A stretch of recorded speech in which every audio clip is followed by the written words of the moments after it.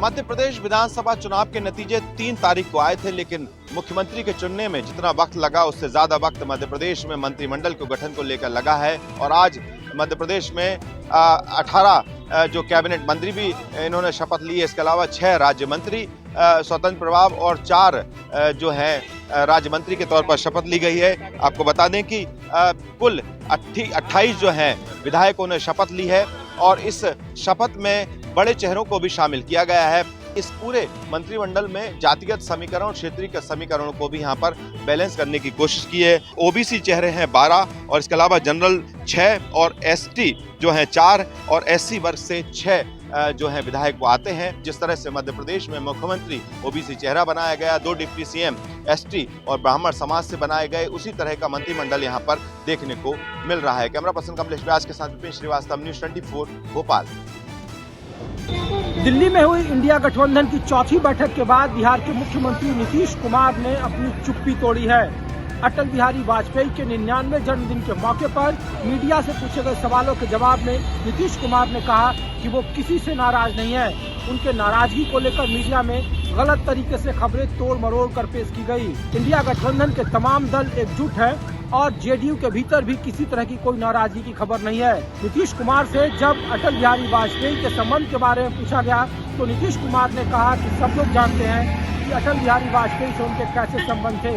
नीतीश कुमार ने साफ कर दिया कि जो लोग नाराजगी को लेकर खुश हो रहे हैं उन्हें खुश होने की जरूरत नहीं है, बल्कि बहुत जल्द ही सीट शेयरिंग के फार्मूले और संयोजक जैसे महत्वपूर्ण पदों पर आम सहमति बन जाएगी। गौरतलब है कि 29 दिसंबर को जेडीयू राष्ट्रीय कार्यकारिणी की बैठक है और इस दिन चर्चाओं का बाजार गर्म है कि नीतीश कुमार कोई बड़ा राजनीतिक फैसला ले सकते हैं।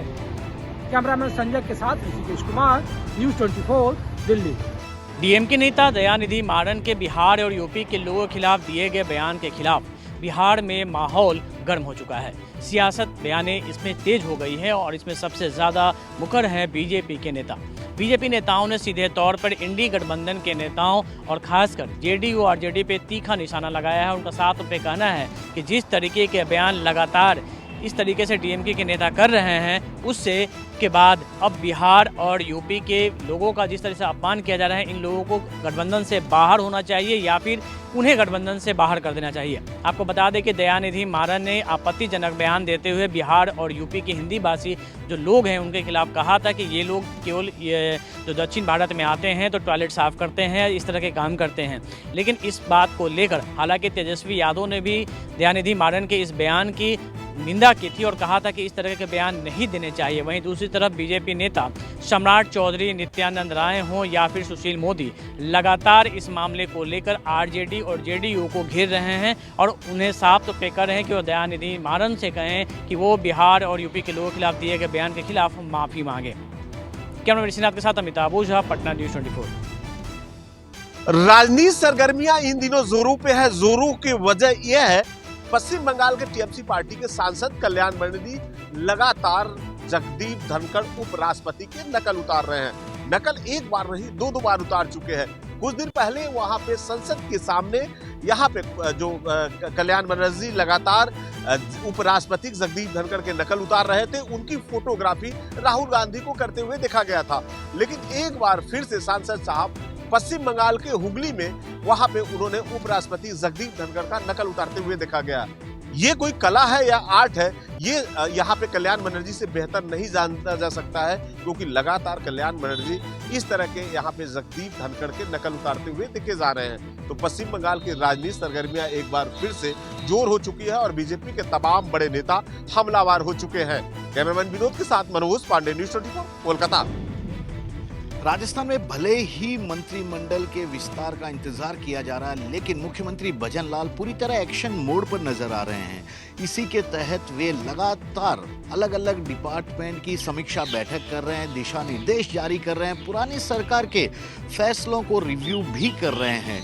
इसी के तहत आज वे एसएमएस अस्पताल पहुंचे। राजस्थान के इस सबसे बड़े अस्पताल में मरीजों से जाकर उन्होंने मुलाकात की, उनकी समस्याएं सुनी, साथ ही अस्पताल के कामकाज को सुधारने करने के लिए कई सारे सुझाव भी दिए। राजस्थान में नए साल की शुरुआत के साथ ही ब्यूरोक्रेट्स में भी बड़े स्तर पर बदलाव होंगे और मंत्रिमंडल का भी जल्दी ही विस्तार हो जाएगा। उसके बाद संबंधित विभाग के मंत्री पुरानी सरकार की सभी योजनाओं की समीक्षा करेंगे।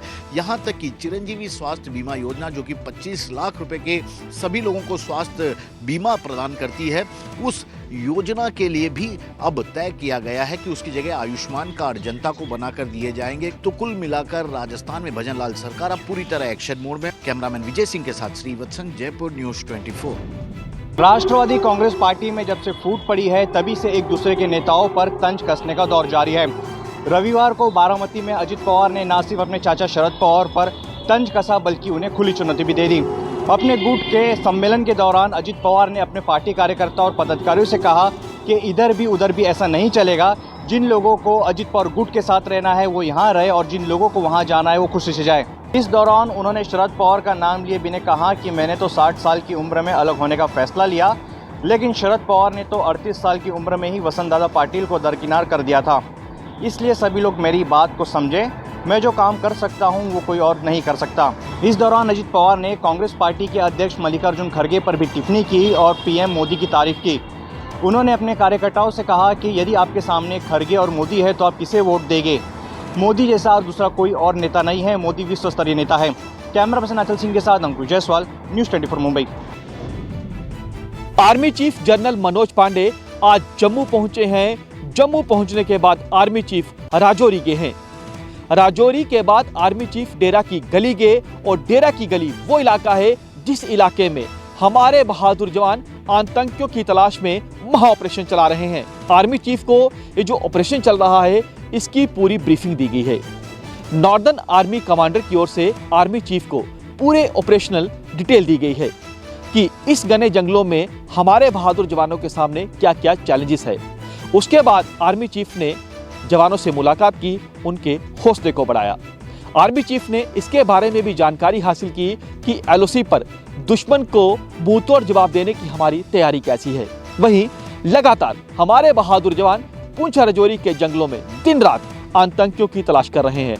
कैमरामैन पवन के साथ पंकज शर्मा, न्यूज़ 24, डेरा की गली।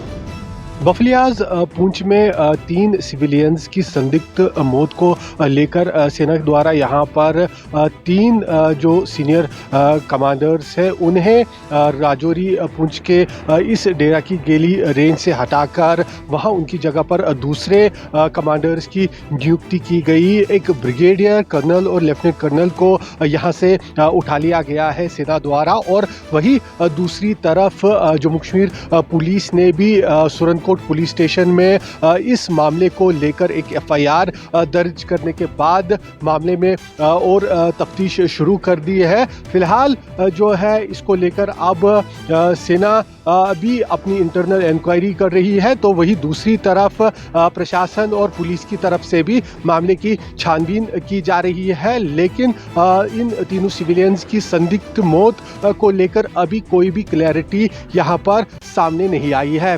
कैमरामैन मुजम्मिल रशीद के साथ आसिफ साहब, श्रीनगर, न्यूज़ 24।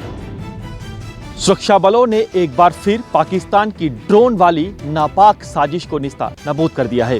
पाकिस्तान की ओर से ड्रोन के जरिए अखनूर सेक्टर में हथियार गोला बारूद की भारी खेप सीमा के उस पार से इस ओर भेजी गई थी, लेकिन हमारे जवानों ने समय रहते ही पाकिस्तान की इस खेप को बरामद कर लिया है, जिसमें 6 आईईडी और कुछ कैश और अन्य हथियार गोला बारूद शामिल है।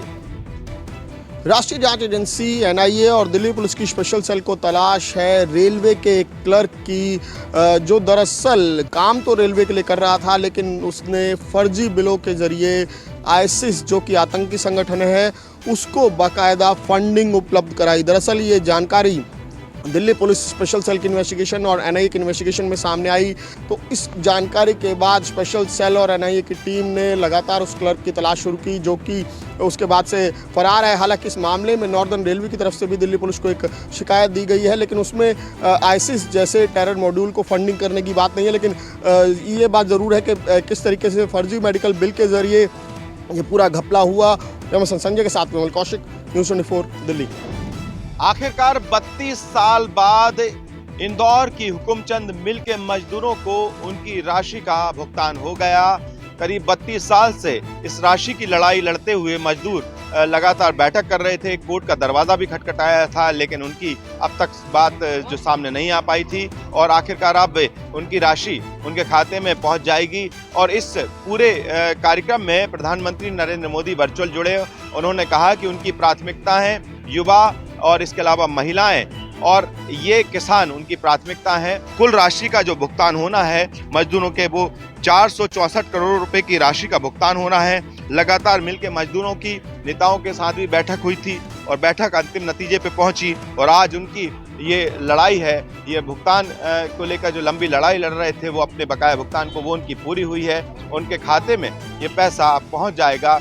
इंदौर की जो हुकुमचंद मिल है ये बंद हो गई थी और बंद होने के बाद से पूरा भुगतान था मजदूरों का वो अटका हुआ था और अब उनके खाते में ये राशि पहुंचा दी जाएगी। कैमरा पर्सन कमलेश व्यास के साथ विपिन श्रीवास्तव, न्यूज़ 24 मध्य प्रदेश। पूर्व प्रधानमंत्री अटल बिहारी वाजपेयी की जयंती को आज बीजेपी सुशासन दिवस के रूप में मना रही है। आज पूर्व प्रधानमंत्री अटल बिहारी वाजपेयी की जयंती पर प्रदेश भर में बड़े आयोजन हो रहे हैं। लखनऊ के लोक भवन में अटल जी की प्रतिमा पर आज मुख्यमंत्री योगी आदित्यनाथ ने पुष्पांजलि दी। यही नहीं, आज मुख्यमंत्री योगी आदित्यनाथ ने पूर्व प्रधानमंत्री अटल बिहारी वाजपेयी के गाँव बटेश्वर में करीब 148 करोड़ रुपए की योजनाओं का लोकार्पण और शिलान्यास किया। मुख्यमंत्री ने बटेश्वर में ही ब्रिज एयर सफारी की हेलीकॉप्टर सेवा को भी हरी झंडी दिखाकर रवाना किया। यही नहीं, बटेश्वर में ही अटल बिहारी वाजपेयी की बड़ी प्रतिमा का अनावरण भी किया गया। दरअसल एक तरफ बीजेपी अटल बिहारी वाजपेयी की जयंती को सुशासन दिवस के रूप में मना रही है, तो दूसरी तरफ अटल बिहारी वाजपेयी के पैतृक गांव बटेश्वर को योगी सरकार की तरफ से कई बड़ी सौगात भी दी गई है। कैमरा पर्सन सचिन सैनी के साथ अशोक तिवारी, लखनऊ, न्यूज़ 24। अयोध्या में भगवान श्री रामलला की प्राण प्रतिष्ठा का कार्यक्रम 22 जनवरी को होना है। प्राण प्रतिष्ठा के ठीक बाद भगवान को एक विशेष भोग भी लगाया जाएगा, जिसमें ननिहाल का चावल तो ससुराल का मेवा शामिल है। अयोध्या में तैयार हो रहे भगवान राम के मंदिर के उद्घाटन की तारीख 22 जनवरी बेहद नजदीक आ गई और इसके लिए तैयारियां युद्धस्तर पर की जा रही हैं, ताकि रामलला की प्राण प्रतिष्ठा से पहले सभी काम पूरे कर लिए जाएं। यूपी के अयोध्या में बन रहे भव्य राम मंदिर के लिए देश भर के साथ साथ विदेशों से भी तमाम चीजें भेजी जा रही हैं। जैसे भगवान राम की ननिहाल छत्तीसगढ़ से 3000 कुंटल चावल आने वाला है, तो वहीं उनकी ससुराल नेपाल के जनकपुर से कपड़े, फल और मेवा के साथ उपहार से सजे 1100 थाल आने वाले हैं। ननिहाल का चावल 30 दिसंबर तक अयोध्या पहुंच जाएगा, तो ससुराल से आने वाली मेवे की थालें भी 5 जनवरी तक अयोध्या पहुंच जाएंगी। कैमरा पर्सन धर्मेंद्र कुमार साहू के साथ मानस श्रीवास्तव, न्यूज़ 24। जिस तरह से गैंगस्टर आए दिन बड़ी बड़ी वारदातें कर रहे हैं, बेशक सुरक्षा एजेंसियां उनको काबू करने में भी जुटी हुई हैं और यही कारण है कि पंजाब में भी कई स्थानों पर गैंगस्टरों के इनकाउंटर हुए हैं, लेकिन वहीं पर गैंगस्टर वारदात करने के बाद 9-11 हो जाते हैं, वो देश में छिप जाते हैं या फिर विदेश भाग जाते हैं। गृह मंत्रालय इस बात की इन्वेस्टिगेशन कर रहा है कि आखिर इनके पासपोर्ट किस तरह से बनते चले जा रहे हैं और इसी के चलते ही गृह मंत्रालय ने, चाहे वो पंजाब, हरियाणा, दिल्ली, राजस्थान, मध्य प्रदेश, उत्तर प्रदेश आदि अलग अलग स्थानों पर इस बात की जांच भी शुरू कर दी है। एजेंट हैं जो विदेश भेजने का काम करते हैं, मोटी रकम लेकर ऐसे गैंगस्टरों के जो पासपोर्ट है वो बनाते चले जा रहे हैं, जिससे जो गैंगस्टर है नेपाल के रास्ते विदेश भाग जाते हैं। और इसी तरह की जांच अब गृह मंत्रालय ने NIA को सौंपी और इस नेटवर्क को तोड़ने के लिए जोरदार छापेमारी कर सकता है और कुछ लोगों को हिरासत में भी ले सकता है। विशाल अंग्रेज, न्यूज़ 24, चंडीगढ़। कोरोना भारत में लगातार पांव पसारता हुआ दिखाई पड़ रहा है। आपको बता दें कि देश में 24 दिसंबर तक कुल 63 JN.1 कोविड वेरिएंट मामले सामने आए हैं। अगर हम आंकड़ों की बात करें स्टेट वाइज, तो गोवा में 34 मामले, महाराष्ट्र में 9 मामले, कर्नाटक में 8 मामले, केरल में 6 मामले, तमिलनाडु में 4 मामले और तेलंगाना से 2 मामले सामने आए हैं। साथ ही साथ आपको ये बताएं कि भारत में पिछले 24 घंटे में कोविड-19 के 628 नए मामले सामने आए हैं और साथ ही इसकी जो संख्या है वो 4000 से ऊपर हो गई है। केंद्रीय स्वास्थ्य मंत्रालय के सुबह 8 बजे के जो आंकड़े हैं उनके अनुसार 24 घंटे में केरला में संक्रमण से एक व्यक्ति की मौत भी हो गई है, यानी आंकड़ा लगातार बढ़ता हुआ दिखाई पड़ रहा है। लेकिन एक अच्छी बात ये ज़रूर है कि लोगों के ठीक होने का आंकड़ा जो भी है वो भी लगातार बढ़ता हुआ दिखाई दे रहा है। कैमरा पर्सन राणा अविनाश के साथ पल्लवी झा, दिल्ली न्यूज़ 24। तेज रफ्तार से बढ़ रहे कोरोना संक्रमण के बीच आज से अहमदाबाद के काकरिया में शुरू होगा काकरिया कार्निवल। लाखों लोग होंगे एकत्र। देश भर में कोरोना का संक्रमण लगातार तेजी से बढ़ रहा है। गुजरात में भी अब तक कोरोना के 54 केस सामने आ चुके हैं। ऐसे में अहमदाबाद महानगर पालिका की तरफ से हर साल आयोजित होने वाला काकरिया कार्निवल आज से शुरू हो रहा है, जहां लाखों की तादाद में शहरी और सैलानी एकत्र होते हैं। प्रधानमंत्री नरेंद्र मोदी ने अपने गुजरात के मुख्यमंत्री कार्यकाल के दौरान काकरिया कार्निवल फेस्टिवल की शुरुआत कराई थी। 5 दिनों तक चलने वाले इस फेस्टिवल में कई तरह के मनोरंजक कार्यक्रम होते हैं, सांस्कृतिक कार्यक्रम होते हैं। काकरिया अहमदाबाद का सबसे बड़ा पिकनिक स्पॉट है। करीबन 2 किलोमीटर के दायरे में फैले तालाब के चारों तरफ सैलानियों के लिए कई आकर्षक और मनोरंजन एक्टिविटी केंद्र हैं। इस बार धनुष की थीम पर बनाया गया है प्रवेश द्वार और चंद्रयान 3 की प्रतिकृति आकर्षण का केंद्र रहेगी। आज शाम राज्य के मुख्यमंत्री भूपेंद्र पटेल काकरिया कार्निवल का शुभारंभ करेंगे। कैमरामैन प्रभात के साथ भूपेंद्र सिंह, अहमदाबाद, न्यूज़ 24।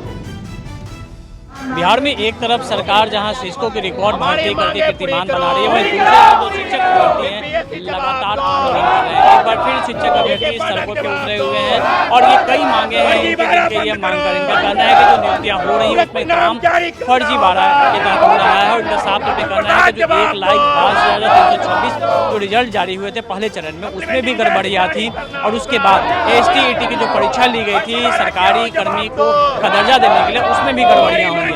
इन्हीं मांगों को लेकर ये तमाम जो शिक्षक अभ्यर्थी हैं आज पटना में प्रदर्शन करने हल्ला बोल पोल कार्यक्रम कर रहे हैं और इनका साफ तौर पर कहना है कि जो कार्यक्रम हो रहा है जिस तरीके से सरकार कर रही है सिर्फ आवाही लूट रही है और राजनीतिक कारणों से ऐसा किया जा रहा है, जबकि जो सही में शिक्षकों की जो समस्या है, जो शिक्षक नियुक्ति है उसे पूरा करने में, जो वैकेंसी है उसे पूरा करने में सरकार कहीं भी गंभीर नहीं है।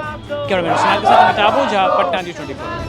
25 दिसंबर यानी बड़ा दिन। बड़ा दिन को लोग क्रिसमस के तौर पे मनाते हैं और कोलकाता का नजारा कुछ अलग होता है। इसमें हम मौजूद है कोलकाता का पार्क स्ट्रीट। देखिए पार्क स्ट्रीट में किस तरह से यहाँ पे जो क्रिसमस की तैयारियां पूरी तरह से हो चुकी है। लोग दूर दूर से कोलकाता यहाँ पे पहुंचे हैं और वाकई जो कोलकाता का नजारा होता है पूरी तरह से साज सज्जा होती है और साज सज्जा की वजह से देखिए लोग यहाँ पहुंचते हैं और हर कोई यहाँ पे जो क्रिसमस है सांता के साथ में यहाँ सेल्फी लेते हैं और ये कार्यक्रम 31 दिसंबर और हैप्पी न्यू ईयर 1 जनवरी तक चलता है। वाकई कह सकते हैं कि कोलकाता का नजारा अपने आप में एक अलग हो चुका है। चारों तरफ सुरक्षा के लिहाज से दिखाना चाहेंगे कि पूरे पार्क स्ट्रीट में देखे CCTV जो कैमरे लगाए गए हैं, पुलिस बलों की देखे किस तरह से जो पुलिस के जवान है यहाँ पे कोई छेड़खानी न कर सके, कोई अप्रिय घटना ना घट सके, उसको देखते हुए कोलकाता पुलिस के जवान चप्पे चप्पे पे नजर रखे हैं। कैमरामैन विनोद के साथ मनोज पांडे, न्यूज़ 24 कोलकाता।